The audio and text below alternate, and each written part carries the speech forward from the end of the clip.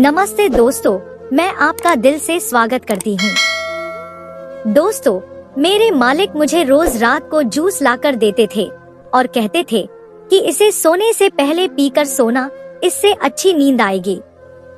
मैं हर रात को वह जूस पीकर सो जाती थी, लेकिन जब सुबह उठती तो मेरे कपड़े बिखरे होते थे। मेरे बदन में एक अजीब सा दर्द का एहसास होता था। ऐसा लगता था कि जैसे किसी ने मेरे साथ वो सब किया हो। मेरे जहन में एक ही बात घूमती थी, मेरे और मालिक के अलावा कोई और इस घर में नहीं है, तो फिर ऐसा कौन कर सकता है। ऐसे ही हर रोज जब मैं सुबह उठती तो मेरे कपड़े जैसे तैसे होते थे और बदन में एक अजीब सा दर्द होता था। एक दिन मैंने सोचा कि यह राज पता करके ही रहूंगी कि आखिर मालिक मेरे साथ क्या करते हैं। दोस्तों, उस रात मैंने जूस नहीं पिया और सो गई। आधी रात को जो हुआ उसे सुनकर आपके रोंगटे खड़े हो जाएंगे, लेकिन इससे पहले दोस्तों, आपसे हमारी हाथ जोड़कर विनती है कि आप लोग कहानी को सुनकर हमारे चैनल को सब्सक्राइब करना भूल जाते हैं। कृपया सबसे पहले हमारे चैनल को सब्सक्राइब कर लें। दोस्तों, मैं देखने में काफी खूबसूरत हूँ, लेकिन मेरा ताल्लुक एक गरीब परिवार से है। मैं अपने माँ बाप की इकलौती बेटी थी और मेरा सिर्फ एक भाई था जो मुझसे काफी छोटा था। मेरे पापा मजदूरी करते थे और माँ भी दूसरे के घरों में काम करती थी, जिससे घर का गुजारा चल जा रहा था। मेरे माँ और पिताजी का एक ही सपना था कि वह मेरी शादी किसी अच्छे से घर में करा दे, ताकि उनकी चिंता दूर हो जाए। हमारे घर में पैसे की बहुत किल्लत थी, जिसके चलते मैं ज्यादा पढ़ाई नहीं कर पाई थी। गांव के सरकारी स्कूल में ही 5वीं कक्षा तक की पढ़ाई कर पाई थी। मेरी माँ बाप कभी भी मुझे किसी भी चीज की कमी नहीं होने दिया था। धीरे धीरे समय गुजरता गया और मैं 17 साल की हो गई। मेरा बदन एकदम से भरा भरा सा लगने लगा था और गोराई भी बखूबी थी, इसलिए देखने में पहले के मुताबिक अब ज्यादा सुंदर लगने लगी थी। एक दिन अचानक मेरे पिताजी की तबीयत बिगड़ गई। हम सब उनको डॉक्टर के पास लेकर गए, लेकिन कोई फायदा नहीं हुआ, क्योंकि मेरे पिताजी उस वक्त अपना दम तोड़ चुके थे। हमारे घर में मातम छा गई थी। मेरी माँ का रो रो कर बुरा हाल हो गया था। मैं और मेरा छोटा भाई भी एकदम से टूट गए थे। मेरी माँ का ध्यान बार बार मेरे ही ऊपर जाता कि बेटी का किसी तरह घर बस जाता तो ठीक होता, लेकिन अब तो उसके पिता ही नहीं रहे, तो उसकी शादी कैसे हो पाएगी। थोड़ी बहुत जो रिश्तेदार आए थे वो समझाए कि होनी को कौन टाल सकता है, सब ठीक हो जाएगा। जिसके सर से बाप का साया उठ जाता है ना, उसे बहुत तकलीफों से गुजरना पड़ता है। एक जवान बेटी के सर से साया उठने के बाद लोगों की नजरें उसकी बेटी पर होती है कि कब मौका मिले कि उसके साथ एक रात गुजारूं। यही हाल कुछ मेरा भी था, क्योंकि आस पड़ोस के नौजवान मेरे ही ऊपर अपना नजर गड़ाए रहते थे। खैर, मेरा पिताजी के गुजरने के बाद घर में खाने के लाले पड़ने लगे थे। केवल माँ ही रह गई थी, जो दूसरे के घरों में काम करती थी। लेकिन इतने सी पैसे से घर चलाना बहुत मुश्किल हो रहा था। तभी एक पड़ोसी ने बताया कि पास वाले गांव में एक मालिक के यहाँ एक नौकरानी की जरूरत है। मैंने माँ से कह दिया कि माँ, अब मैं भी घरों में काम करूंगी ताकि घर का खर्च अच्छे से चल सके। माँ तो इस बात के लिए राजी नहीं हो रही थी, लेकिन मजबूरी ही ऐसी थी कि ना चाहते हुए भी उसे मुझे काम करने की इजाजत देनी पड़ी। अगले ही दिन से मैं उस मालिक के यहाँ नौकरी करने चली गई। मेरी नजर जब मालिक पर पड़ी तो वह बिल्कुल भी ज्यादा उम्र के नहीं थे। उनकी उम्र यही 36 से 37 साल की होगी। मालिक मुझे देखकर एकदम से चौंक गए। उन्हें ऐसा लग रहा था जैसे हम बिछड़ने के काफी दिन बाद मिले हैं। फिर मालिक ने पहले तो मुझे ऊपर से नीचे तक अजीब सी नजरों देखा, फिर कहने लगा, वो तुम ही हो? मैंने कहा, हाँ मालिक, मैं ही हूँ। मालिक मुझसे पूछने लगे कि तुम्हारा नाम क्या है? मैंने कहा, मेरा नाम पूनम है। मालिक ने कहा, देखो पूनम, तुम्हें मेरे बेटे को संभालना है। क्योंकि मैं काम में व्यस्त रहता हूँ, इसलिए मैं ज्यादा ध्यान नहीं दे पाता हूँ। हमारे घर में पहले जो नौकरानी थी वह ज्यादा ध्यान नहीं देती थी, जिसके वजह से मेरे बच्चे का सेहत ठीक नहीं रहता है। बाकी बात रही पैसों की, तो तुम फिक्र मत करना, तुम्हें पैसे भी ठीक ठाक मिल जाएगा। मैंने कहा मालिक आपके बच्चे की माँ। उन्होंने बताया कि बच्चे को जन्म देने के 1 साल बाद ही एक एक्सीडेंट में उसकी मौत हो गई। तब से अपने बेटे को लेकर काफी परेशान रहने लगा हूँ। इसलिए मुझे ऐसी नौकरानी की तलाश थी जो घर के साथ साथ मेरे बेटे को संभाल सके। मैंने कहा ठीक है, घर के साथ साथ बच्चे का भी ध्यान रखूंगी। मालिक बोले ठीक है, घर के काम में लग जाओ और ईमानदारी से अपना काम करना। मैं बोली ठीक है मालिक, इन सब बातों का ध्यान रखूंगी। उस दिन से मैं उस मालिक के यहाँ काम करने लगी। पूरा दिन घर का काम करती और बच्चे को भी संभालती। इस तरह काम करके शाम होते होते मैं थक जाती थी, लेकिन कर भी क्या सकती थी। मुझे काम चाहिए थी, इसलिए जैसे हो मैं इस काम को कर रही थी। रात को 8 बजे तक मालिक घर आ जाते थे, फिर उसके बाद मैं अपने घर चली जाती थी। मेरी माँ कहती थी कि बेटी थोड़ा और जल्दी घर आया कर, दिन समय खराब है, क्या पता इतनी रात को क्या हो जाए। मैं माँ से कहती माँ तुम चिंता क्यों करती हो, कुछ नहीं होगा, मैं अपना ध्यान रखूंगी और मेरे मालिक भी बहुत अच्छे हैं। मालिक रविवार को घर में ही रहते थे क्योंकि उस दिन उनकी छुट्टी होती थी। तब वह पूरा दिन घर पर ही होते थे। जब मैं घर का काम करती तो कभी कभी मेरी नजर उन पर चली जाती। मैं महसूस करती कि मालिक की निगाह मेरे ही ऊपर होती है, पता नहीं ऐसा क्यों लगता था। उस दिन मैं खाना बनाकर घर के काम में लग गई थी। गर्मी थोड़ी ज्यादा थी तो मैं अपना दुपट्टा रख दिया था। पसीने की वजह से मेरा सूट बदन पर चिपक रहा था और फिर मैंने महसूस किया कि मेरे गोरे अंगों को मालिक एक अजीब सी निगाहों से देख रहे हैं। मालिक बोले पूनम तुम तो सभी काम करने में माहिर हो। उस वक्त उनके चेहरे पर एक अजीब सी कुटिलता भरी मुस्कान थी। मैंने कहा नहीं मालिक, मैं तो ये सब पहली बार ही कर रही हूँ, इससे पहले मैंने ये सब नहीं किया था। घर का काम करके गर्मी होने लगती थी, तब वहीं पर नहा भी लिया करती थी। उस दिन भी घर के काम करने बाद मैंने मालिक से पूछा कि आपको कुछ चाहिए तो बता दे, नहीं तो मैं नहाने के लिए जा रही हूँ। मालिक के चेहरे पर एक मुस्कान उभर आई और वह बोले ठीक है जाओ, तुम नहा लो। मैंने अपने कपड़े लिए और बाथरूम में नहाने के लिए चली गई। बाथरूम में ऊपर की तरफ एक छोटी सी खिड़की थी।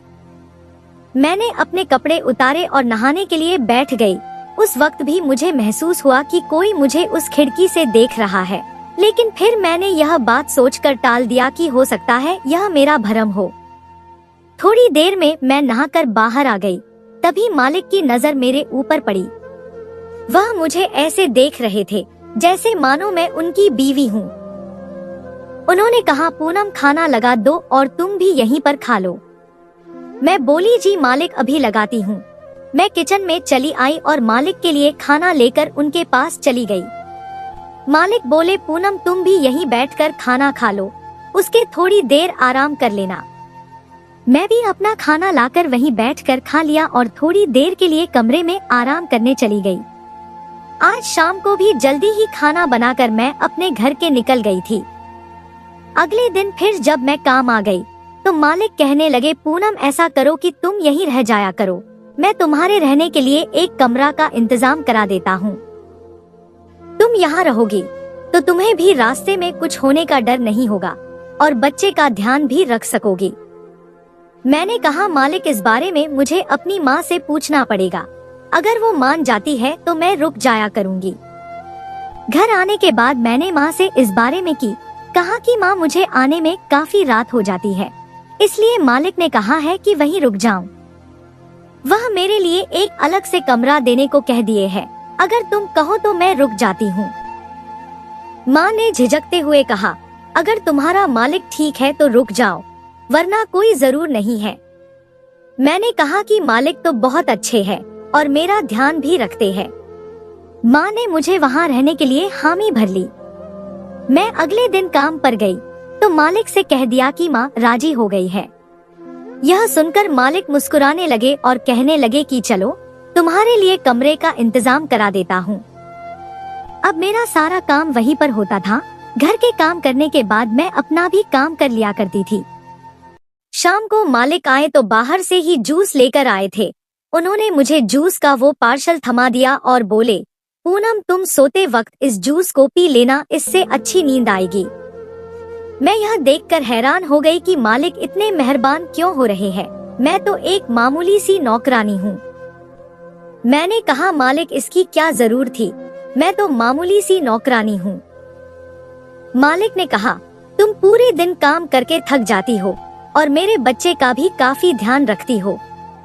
मैंने जूस का पैकेट लिया और फिर उसे रखकर मालिक के लिए खाना लगाने किचन में चली गई। हम सब खाना खाकर अपने अपने कमरे में सोने के लिए चले गए। मैं अपने कमरे में गई और जूस पीकर सो गई। जूस पीने के बाद मैं गहरी नींद में चली गई। मुझे होश ही नहीं रहा कि मेरी आंख कब लग गई। सुबह जब मैं उठी तो मेरे कपड़े जैसे तैसे पड़े थे और बदन में एक अजीब सी दर्द का एहसास हो रहा था। यह सब देखकर चौंक गई कि मैं तो अच्छे तरीके से सोई थी। फिर मेरे कपड़े। फिर मैंने सोचा कि हो सकता है कि मैं गहरी नींद में थी, जिसके वजह से ये सब हुआ होगा। मैं उठकर फ्रेश होने बाथरूम चली गई और फिर फ्रेश होने के बाद वापस आई तो मालिक के चेहरे पर एक अजीब सी मुस्कुराहट थी। यह एक ऐसी मुस्कुराहट थी जिससे मेरे जिस्म पर एक अलग ही रंग चढ़ गई थी। मैं वहां से नजर हटाकर अपने काम पर लग गई, लेकिन मेरे जहन में बार बार यह सवाल उठ रहे थे कि मालिक का इस तरह मुस्कुराना मुझे तो वाकई में कभी कभी हैरान कर देती है। खैर, मैं अपने काम में लग गई और जब रात हुई तो फिर मालिक वह जूस मुझे लाकर दिया और कहा कि इसे सोने वक्त पी लेना। मुझे यह देखकर बहुत अजीब लगती थी कि मालिक को मेरे प्रति कुछ लगाव होने लगा है। रात का खाना खाने के बाद मैं अपने कमरे में चली गई और वह जूस पीकर लेट गई। मुझे लेटते ही कब गहरी नींद में सो गई पता ही नहीं चला। सुबह जब मैं उठी तो फिर से वही मंजर देखकर मैं परेशान हो गई। मैं सोचने लगी कि मेरे कपड़े ऐसे कैसे बिखर जाते हैं, जबकि मैं तो अच्छे तरीके से सोती हूँ। कहीं ऐसा तो नहीं कि मालिक मुझे जूस में मिलाकर कुछ दवाई देते हो, जिसके वजह से मैं गहरी नींद में सो जाती और उसके बाद मालिक मेरे साथ। मेरे बदन में ऐसा दर्द का एहसास होता था जैसे किसी ने मेरे साथ वो सब किया हो। मेरे जहन में यही सवाल पूरे दिन घूम रहे थे, आखिर मालिक ऐसा कैसे कर सकते हैं? वे तो कितने अच्छे हैं और मेरा ध्यान भी रखते हैं। लेकिन फिर मैंने सोचा कि आज वह जूस ही नहीं पीऊंगी। हो सकता है कि जूस पीने की वजह से ये सब हो रहा हो। आज रात जब मालिक मुझे दोबारा से वह जूस लाकर दिया तो मैंने उसे पिया ही नहीं और ऐसे सो गई। दरअसल मैं सोने का नाटक कर रही थी। मैं देखना चाहती थी कि आखिर मेरे साथ ऐसा कौन करता है, क्योंकि घर में मेरे और मालिक अलावा दूसरा कोई नहीं था। जब आधी रात हुई तो मालिक मेरे कमरे में आए। यह देखकर मैं एकदम सदमे में आ गई। मैं सोचने लगी कि मालिक मेरे साथ यह सब कैसे कर सकते हैं। मैं सोने का नाटक करने लगी थी, तभी मालिक को लगा कि मैं गहरी नींद में सो रही हूँ। वह धीरे से मेरे कपड़े उतारने लगे। तभी मैं एक झटके में उठकर बैठ गई। मैं पूरी तरह से घबराई हुई थी। मैंने हकलाते हुए मालिक से कहा, ये सब क्या है? आप मेरे साथ ये सब करते थे? मालिक के चेहरे की रंग ही उड़ चुका था। वो कहने लगे कि नहीं, वो बस तुम्हें देखने आया था कि तुम सो रही हो या नहीं। मैंने मालिक को बहुत बुरा भला कहा कि बताइए आपने ऐसा मेरे साथ क्यों किया? आपके मन में एक औरत के लिए पाप था, इसलिए आपके बीवी आपको छोड़कर चली गई। यह सुनकर मालिक बौखला गए और कहने लगे कि बस करो, मेरे पत्नी के बारे में मैं एक शब्द भी नहीं सुनना चाहता हूँ। तुम जानना चाहती हो कि मैं तुम्हारे साथ ऐसा क्यों किया? तो सुनो। जिस दिन तुम यहाँ काम करने आई थी, उस दिन तुम्हें देखते ही मैं दंग रह गया था, क्योंकि तुम्हारी शक्ल बिल्कुल मेरे बीवी से मिलती है। उन्होंने मुझे अपनी बीवी की एक तस्वीर दिखाया। यह देखकर मैं तो दंग रह गई कि ये कैसे हो सकता है, क्योंकि वह तस्वीर हुबहू मेरे जैसी थी। ऐसा लगता था जैसे मैं ही हूँ। मालिक कहा, जब जब तुम्हें काम करते देखता था तो लगता था कि मेरी बीवी काम कर रही है। मैं मन में महसूस करने लगा था कि शायद मेरी बीवी मरी नहीं है। मैं तुम्हारा ज्यादा ख्याल भी रखने लगा था और तुमने कभी ये भी नहीं महसूस की होगी कि मेरा बच्चा तुम्हें देखकर कैसे खुश हो जाता था, क्योंकि उसे भी लगता था कि तुम ही उसकी माँ हो। मैं तुम्हारे चेहरे में अपनी बीवी की छवि देखकर बेकाबू हो जाता था।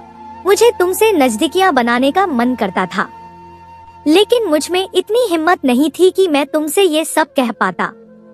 मैं तुम्हें अपने ही घर में रहने के लिए बुला लिया ताकि तुम मेरे पास रह सको।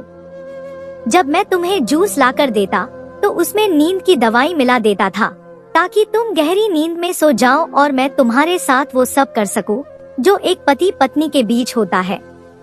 पहली रात को जब मैंने तुम्हारा कौमार्य को तोड़ा तो मुझे लगा मेरी पहली सुहागरात है। मुझे एक चरम सुख का आनंद होने लगा था। उस रात मैं तुम्हारे साथ कई बार संबंध बनाया था, लेकिन तुम्हें कोई होश नहीं था। फिर उस दिन के बाद मैं बिना वो सब किए रह ही नहीं पाता था। मैं इस पल का इंतजार बड़ी बेसब्री से करता था कि कब तुम गहरी नींद में सो जाओ ताकि मैं तुम्हारे पास आ सकूं। मैं मालिक के बातों को बेसुध होकर सुन रही थी और रोए जा रही थी। मेरे मन में बार बार एक सवाल गूंज रही थी कि ये बात अगर मेरी माँ को पता चलेगी तो उन पर क्या गुजरेगी। एक लड़की के लिए उसकी इज्जत ही सब कुछ होता है, फिर चाहे वो अमीर घराने से हो या गरीब घर से। मैंने मालिक से कहा कि अब मेरा क्या होगा, आपने तो मुझे बर्बाद कर दिया है। मैंने आपके ऊपर कितना भरोसा किया था और आपने मेरे भरोसे को ही तोड़ दिया है। अब मुझसे शादी कौन करेगा? आपने तो मेरी इज्जत ही ले ली है। क्या आपको नहीं पता था कि एक गरीब के पास उसके इज्जत के अलावा और कुछ नहीं होता है? मालिक ने कहा मुझे माफ कर दो, मुझसे तो गलती हुई है, लेकिन मैं इस गलती को सुधारना चाहता हूँ। अगर तुम चाहो तो मैं तुम्हें अपनी पत्नी बनाकर अपने पास रख सकता हूँ। मैं मालिक के चेहरे को हैरानी से देख रही थी और कहीं ना कहीं दिल में थोड़ी तसल्ली भी थी। मालिक ने कहा कि तुम कहो तो मैं तुम्हारे माँ से इस बारे में बात करता हूँ। इस बारे में अच्छे से सोचकर मुझे बताना। मेरे जहन में यह बात बिल्कुल जहर की तरह घूम रही थी, लेकिन मेरा दिल ये सोचकर नरम हो गया। मेरी माँ बहुत गरीब है, वह कैसे मेरी शादी कर पाएगी? आजकल बिना दहेज के शादी भी मुमकिन नहीं है। बहुत सोचने के बाद मैंने मालिक से कहा कि आप माँ से इस बारे में बात कर लें। वह फौरन से मुझे लेकर माँ के पास आ गए और इस बारे बात की। माँ ने तो पहले न नुकुर किया कि लड़का और लड़की के उम्र में काफी फासला है, इसलिए ये शादी कैसे हो सकता है। लेकिन मैंने जब जोर दिया तो कहने लगी, अगर तू चाहती है तो मैं क्या कर सकती हूँ, तुम्हारी खुशी में ही हमारी खुशी है। फिर अगले ही दिन हम दोनों ने एक मंदिर में जाकर शादी कर लिया। जिस घर में मेरी इज्जत गई थी उसी घर में मालिक की पत्नी बनकर रहने लगी। मालिक के बच्चे को मैंने अपना बेटा समझकर एक माँ के जैसा प्यार देने लगी। तो दोस्तों, यह थी हमारी आज की कहानी। आपको सुनकर कैसी लगी हमें कमेंट करके जरूर बताएं और हमारी वीडियो को ज्यादा से ज्यादा अपने दोस्तों में शेयर करें और हमारे चैनल को भी सब्सक्राइब कर लें ताकि आने वाली वीडियो का नोटिफिकेशन आप तक तुरंत पहुंचे। मैं मिलती हूँ आपसे अगली वीडियो में, तब तक के लिए धन्यवाद।